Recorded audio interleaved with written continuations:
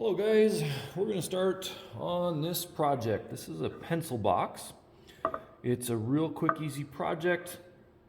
It's going to allow us to use a few of our power tools and create a quick, easy project to get us out in the shop. You're going to start with 2 pieces of wood. We're going to make the end pieces out of this guy here, and the side pieces are out of this.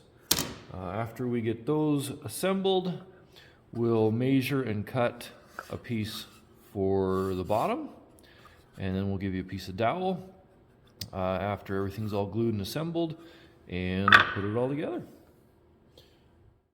So before we begin, we need a couple of tools. One of the main things we're going to need is either a square or a carpenter's triangle, which does a lot of the same things that the square can do.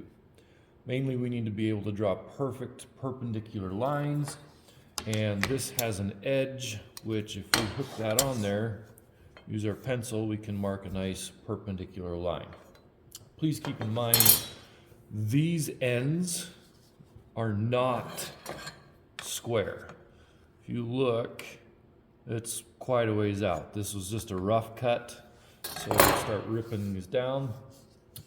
You will need to, if you have a brand new piece, you should check every single time and make sure your edge is nice and square. If it's not, we square it up on the miter saw and we can then measure over and mark. So we have either a carpenter's triangle or a square. We'll need our blueprints. We'll need a pencil and then this is called a marking gauge. I have a couple of different styles. It's got a thumb nut here. You can slide and adjust on the scale, the ruler, and then it's got a pointy little piece of metal that you can very lightly scratch a line in your wood. So we're going to use that too. Other tool we're going to need for this first step here is a compass. Just double check and make sure these guys are tight.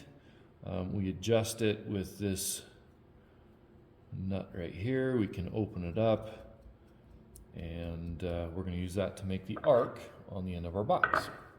Okay, so if we look at the blueprint, you can start on either piece, the end piece or the sides, just depending on what other people are working on, what tools and machines are available. Take a look around, make a judgment, and choose. I'm going to show you this first, but again, you don't have to start here.